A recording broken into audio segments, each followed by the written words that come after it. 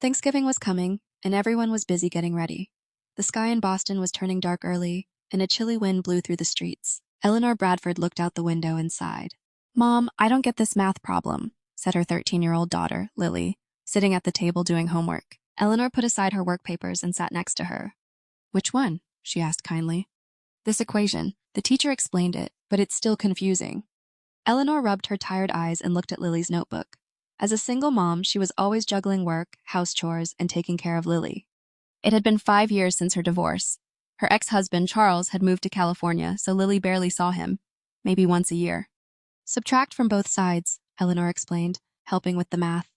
But her mind was also on her work. She was doing well at the accounting firm and might get a promotion, but that meant more work and stress. Just as she was about to start dinner, the phone rang. Seeing who it was, Eleanor hesitated. "Hello, Mom."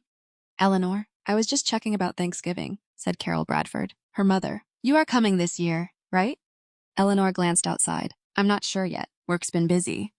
"That excuse again?" Carol said, annoyed. "Grandma Martha will be so disappointed, especially now that she's not well."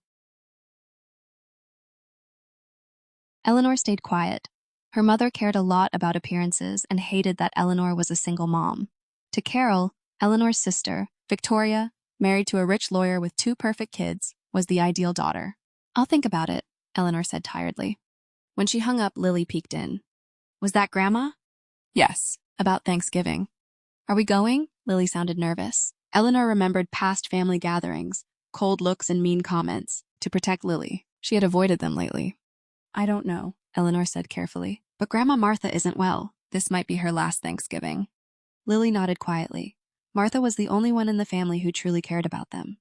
That night, after Lily went to bed, Eleanor looked at an old photo album. There was a picture of Martha, wise, kind, and always fair. She had been Eleanor's role model. The next morning, Eleanor called Martha. "Grandma, we'll come for Thanksgiving." Martha's voice brightened. "Oh, wonderful. I can't wait to see you both." Then she added softly, "Eleanor, family can be complicated, but truth and courage matter most. Don't forget that."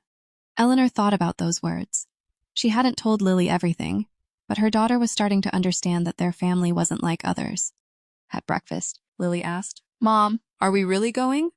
Eleanor smiled and nodded. "Yes, but no matter what happens, we stick together. We're family." Lily squeezed her hand, still nervous but trusting her mom. A few days before Thanksgiving, Eleanor and Lily were at the store. "Don't forget cream for the pumpkin pie," Lily said. "Grandma Martha likes homemade." Eleanor smiled. She always has. Then, in the baking aisle, she saw Victoria, her sister, wearing an expensive coat, holding a basket. Their eyes met. "Eleanor." "Lily," Victoria said, her voice sweet but her eyes cold. "Shopping for Thanksgiving?" "Yes," Eleanor said shortly. "I'm making a pie."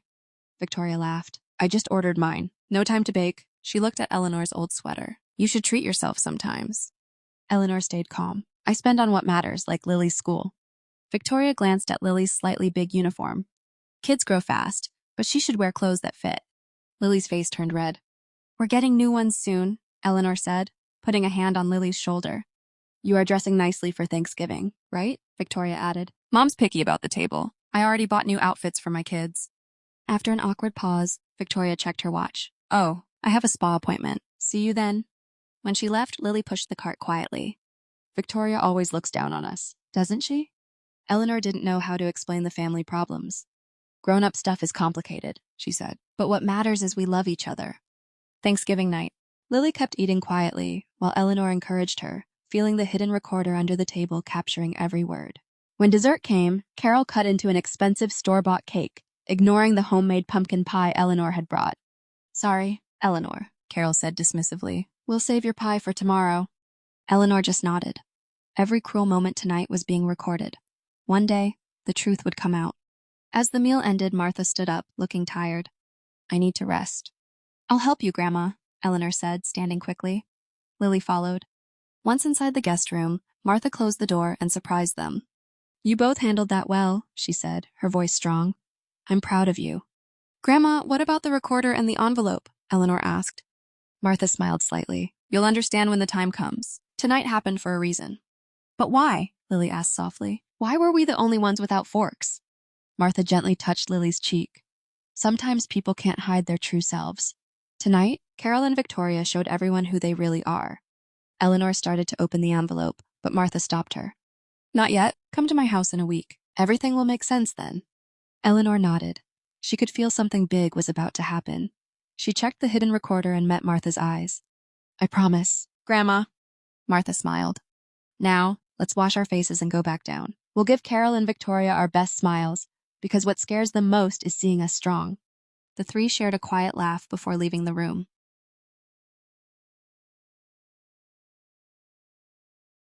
1 week later, morning light filled Eleanor's apartment as she checked the clock nervously. Today was the day Martha had planned. Mom, why did Grandma invite everyone here? Lily asked, baking cookies in the kitchen. Grandma has something important to say, Eleanor replied calmly. Over the past week, Eleanor had listened to the Thanksgiving recording again and again. Carol and Victoria's cruel words, especially their private kitchen conversation, were even worse than she remembered. Did you see their faces? So pathetic, Victoria's mocking voice. Eleanor always acts like she's special, Carol sneered. Without us, where would she be? Abandoned by Charles, living like a failure. Each replay made Eleanor stronger.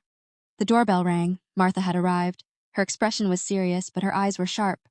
Ready? She asked, taking Eleanor's hand. Yes, Eleanor said. But Grandma, are you sure about this? Truth hurts, Martha said softly. But without it, nothing heals. Relatives trickled in. Carol and Victoria came last, looking annoyed. Calling everyone to this tiny apartment? Carol muttered, taking off her coat. You should have booked a proper venue.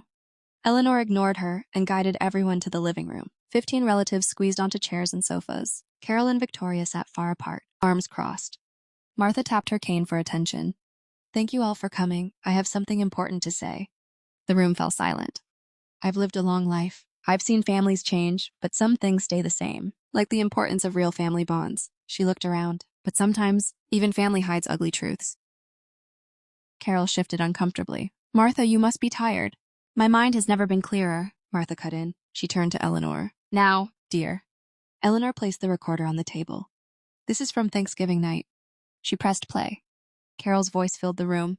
Just a little mistake. You can eat with your hands, can't you? Then Victoria. Lily would suit that, like a dog. Silence.